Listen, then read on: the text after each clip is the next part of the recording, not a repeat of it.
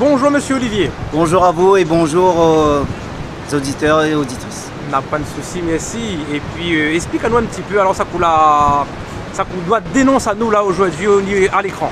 Ben, en fin de compte, il y a différents niveaux. Dans un premier temps, on va parler de la situation qu'on est en train de vivre depuis 2014 tout de même, donc contre mon bailleur social, la SIDR. Tout ça parce que c'est pour un manquement donc, par rapport à ses fonctions. Je m'y retrouve à moi actuellement depuis 2014 tout de même jusqu'à ce jour. Nous l'est quand même en 2021, donc au mois de novembre, donc bientôt. Et en train de vivre quand même dans un logement indécent, classé d'indécent. Et chose que je me trouve clairement anormale et aberrant. Donc pour information, c'est juste à titre d'information, mais bon, je suis reconnu quand même travailleur handicapé, mais cela ne m'empêche pas nullement donc d'exercer comme tout le monde. Hein. Donc, voilà. Tout à fait. Mais pourquoi, après tant d'années, être toujours dans cette situation? Ben, excellente question. Tout simplement par rapport au système dans lequel on se trouve. Donc le système institutionnel français, à l'île de la Réunion, entre autres, au niveau judiciaire, il est clairement corrompu.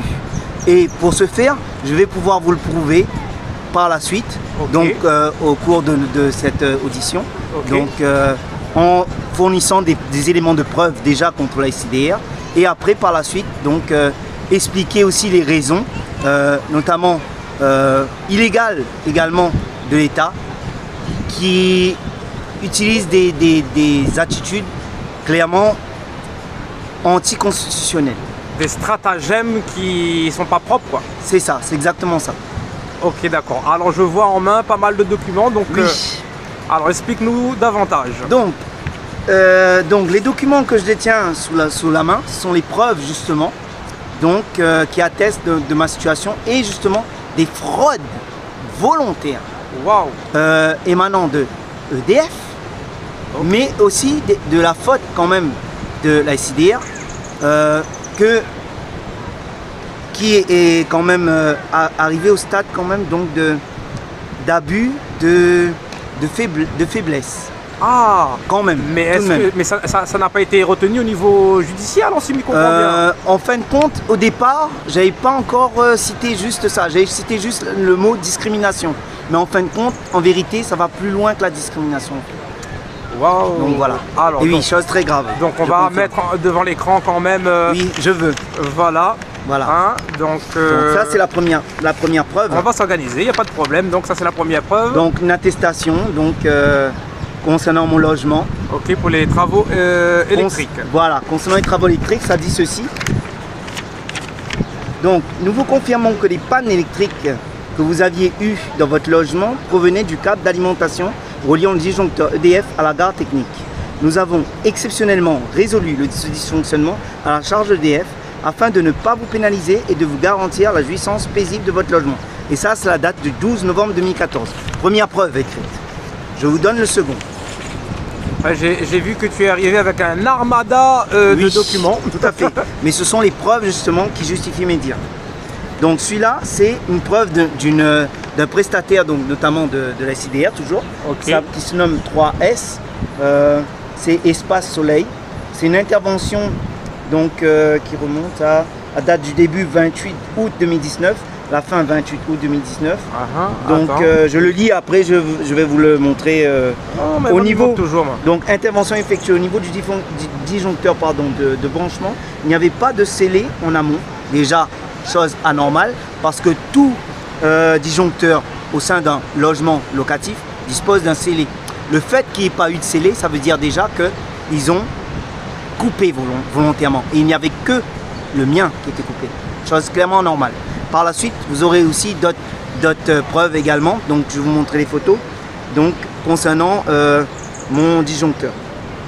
Donc suite au test technique, il n'y a pas de tension dans le disjoncteur de branchement en amont. Donc le câble d'alimentation du disjoncteur de branchement n'est pas branché au niveau du compteur. Donc déjà, chose clairement anormale. Câble dans la goulotte. Donc le câble d'origine n'est pas branché. Donc ce qui fait que ça m'amène directement à être en fraude contre la SID, contre le EDF. Je m'excuse. Donc, mais ça, j'ai résolu le souci avec EDF en lui apportant des preuves, toujours écrites, donc qui attestent que le problème ne vient pas de moi. Mais ça venait de vient de la SIDR qui m'est proposé justement de poser la goulotte en me racontant des petits bobards. Oui, ben c'est pour que je puisse accéder à EDF. En vérité, c'était pas pour que je puisse accéder à EDF, c'était juste pour m'amener à être en fraude contre EDF. Oh, pendant ce temps, cabri en salade. Oui, voilà, attendez, maintenant je vais vous montrer donc la lettre en question. Excusez-moi. Voilà, de toute façon, toutes ces sociétés qui sont citées, ils sont conviés bien sûr devant l'écran également, voilà, pour ramener les éléments qui contredisent. Et bien tous ces attestations, ça va être compliqué pour eux. Et s'ils n'arrivent pas encore une fois, là je médiatise volontairement, parce que si à partir de ces éléments, ils n'arrivent pas encore à admettre leur tort, c'est qu'il y a déjà on est dans un gros malaise social. Donc, et je parle en tant qu'animateur social. En plus. En plus, oui, tout à fait. Donc là maintenant, c'est l'avis de passage donc d'EDF, donc remplacement du compteur plus la coupure pour fraude. Ça s'est passé le 22 août 2019 à 8h30 et ce sans me prévenir là, en amont. Ce qui fait que j'ai perdu pour plus de 200 € de course sur lequel je n'ai jamais été remboursé, même auprès d'EDF. Wow, chose clairement anormale. Donc je vous montre le document. D'accord. Ok. Donc, bientôt, on va arriver, bien sûr, aux documents principaux, attestant quand même donc de l'action de la pose de la goulotte qui a amené tout ce carnage. Allez hop. Mais ce qui fait que tu es toujours dans cette habitation, on va dire, dans cet habitat. Hélas, voilà. Parce qu'il est clair que je suis passé également par un petit temps de chute aussi morale. Chose clairement normale vu que je suis un être humain. Ce que j'aime bien, c'est ton honnêteté. L'honnêteté, c'est important, surtout si on se dit animateur social. Excusez-moi du peu, moi je suis pas animateur social juste pour le papier, ni pour l'argent. Je ne commente pas par la suite. Je pense que vous devinerez la suite. Donc maintenant, ça c'est un document d'EDF. Donc vous avez interpellé nos services sur votre situation à la suite de votre intervention pour le changement du compteur et la fraude qui avait été constatée. Suite aux échanges téléphoniques que nous avons eus avec Madame C.L. majuscule pour le nom, je ne dévoile pas. Voici un résumé des faits et des éléments de réponse que nous vous avons apportés. Donc lors de notre intervention pour le changement et la pose du compteur numérique le 22 août 2019, nos équipes ont constaté une fraude à partir du câble d'alimentation de votre logement. De ce fait, les consommations n'avaient pas été enregistrées et facturées depuis le 22 août 2014. Une coupure de courant pour fraude a donc été effectuée et vous avez constaté les faits au motif que la responsabilité incombait à votre bailleur qui avait procédé à les travaux en 2014 après divers reports de rendez-vous. La remise en service a pu avoir lieu le 22 octobre 2019 sans la présence d'un huissier que vous aviez souhaité dès le départ de ce litige. Mais bien sûr, par rapport à la situation quand même ambiguë et embarrassant, voire gênant, j'avais besoin quand même de récupérer mon courant. Donc voilà, donc je vous laisse voir un peu le document. Voilà. Ce qui est bien, c'est que durant cette édition, tu as énuméré, présenté des documents. Tout à fait. Hein, même fait une petite lecture, même si c'est pas je justifie mes preuves et je prouve clairement qu'un Réunionnais aussi, il est capable de se défendre. Le Réunionnais aussi, il est capable de se mettre en avant. Le Réunionnais aussi, il est capable aussi donc d'avoir sa place quand même à la Réunion, parce que sa place à la Réunion, est-ce que le Réunionnais a réellement sa place à la Réunion? Je vous laisse réfléchir dessus. Très bonne question. Voilà. Et je parle en tant qu'animateur social. Merci. Ok. Voilà. Donc maintenant, ça c'est le mail que j'ai expédié notamment à l'avocat que j'ai eu en amont, parce que j'ai changé d'avocat sur avocat, mais le problème c'est que tous les avocats, ils sont corrompus.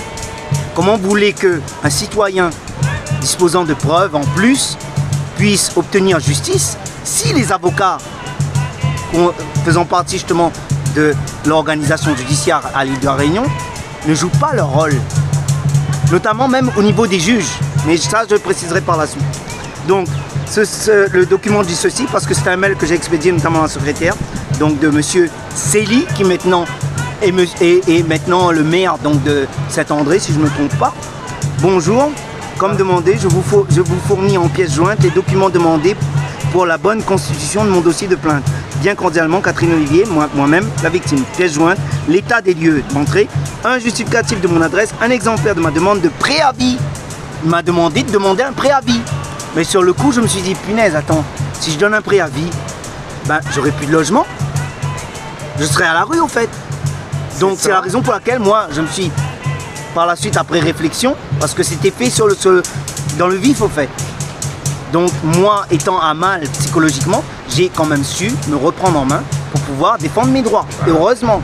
Sinon, on aurait retrouvé chez de camarades, sinon dans la rue. Dans la rue, ouais, ça aurait pas été génial. Et c'est pour dire que c'est pas parce qu'on est reconnu TH c'est juste un titre. Il faut pas nous rabaisser pour autant. Voilà. Donc. Il a des affaires pour dire là, ils mettent les points sur les i. Non, mais c'est ce que je préfère faire, moi. Ok. C'est ce que m'y préfère faire. Voilà, parce qu'à un moment donné, je préfère reprendre mon racine.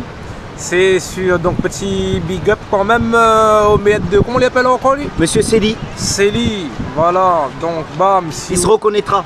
Là, de toute façon, l'écran est là, s'il veut, voilà. Il sera un plaisir pour nous. Hein. S'il veut mon mail, il n'y a pas de souci, je pense qu'il doit l'avoir auprès de son cabinet. Voilà. Donc, remplacement du compteur électrique, quand même, très important, parce que ça, c'est quelque chose clairement d'anormal. Mais par contre, je vais vous montrer aussi ça en photo, parce qu'il n'y a que mon compteur qui a été changé. Il n'y a pas de foutage de gueule. Donc, madame, monsieur, remplacement du compteur d'électricité. EDF procède actuellement à la modernisation des compteurs électriques impulsés par votre territoire. Ils disent de belles phrases, comme toujours. Dans un cadre réglementaire, européen, s'il vous plaît, en faveur de la transition énergétique. Chargé de l'eau, quoi. Ah oui, carrément. Très belle phrase, très belle couleur pour un réseau public plus performant et de meilleurs services aux particuliers, aux professionnels et aux collectivités, s'il vous plaît. L'installation du compteur numérique donc constitue dès à présent pour vos appareils électriques, entre autres, une protection supplémentaire en cas de surtension. Parce que oui, parce qu'ils ont provoqué également volontairement, ils ont fait sauter en fin de compte mon compteur plusieurs reprises, volontairement, chose que j'ai vérifiée auprès de mes voisins. Et comme par hasard, chez mes voisins, il n'y avait pas de compteur de sauter. Et comme excuse qu'ils m'ont donné, c'était « Ah bah oui, bah, peut-être que vous avez trop d'appareils branchés. Excusez-moi du peu, mes appareils branchés, ils étaient branchés même avant que les courants ils sautent. Donc c'est la faute du compteur qui saute ne vient pas de là. Faut pas me prendre pour un con non plus. Je suis réunionnais, c'est moi les couleurs noires, moi les fiers. Ça mon racine ça. Tu comprends? Nous là à la Réunion, nous là. C'est notre territoire ça. Respecte ça. Parce que après même on va développer ça après. Voilà. En tout cas, c'est le message est lancé. On va quand même essayer de clôturer sur cette première partie du bailleur. Bah, ça tombe bien parce qu'il arrive le document officiel. Bon, allez, vas-y. Maintenant, il va présenter à Zot le document il résume en fin de compte toute la présentation qu'on a fait en amont. Remplacement du disjoncteur, bon état de commande, la pose de la goulotte que l'a mis à moi à mal à l'égard d'EDF. Et la justice, il dispose de ça entre ses mains. Et l'IOS quand même, il a déjà osé classer l'affaire. Et même de moins en moins à nettoyer mon cours quoi. Alors que le local à poubelle est clairement fermé à clé. Et ça, c'est dans les preuves du huissier que il a en mon possession, qui me va monter à et clairement aberrant. Donc, alors, travaux, recherche, panne électrique, recherche de panne sur circuit électrique, sur un logement, son devis un tel. Donc le délai, talatata. Donc travaux supplémentaires, goulotte, câblage. Et ça date du travaux réalisés entre le 5 juin 2014 et le 6 juin 2014. Regardez-le bien. Je vous montre un peu plus près s'il le faut. On nous voit bien là, inquiète pas. La pose de la goulotte est importante. Alors, la justice, arrête de foutre la gueule créole. Créole n'est pas couillon. Parce que là, on connaît quoi, on dévoile ça par la voie télévisée exprès. Pour mettre à votre face à votre propre visage. Quand moi, je dis que la justice à la Réunion est corrompue, moi-même, je dis que M. Macron. Oui, quand il était venu. Moi-même, oui, parce que quand M. Macron était venu, on a usé justement de mon titre d'animateur social, parce qu'autrement, il n'aurait même pas accédé à M. Macron. D'accord? Donc, rends la justice aux Réunionnais, s'il vous plaît. Le message est passé et je te souhaite bon courage dans ces difficultés. Merci.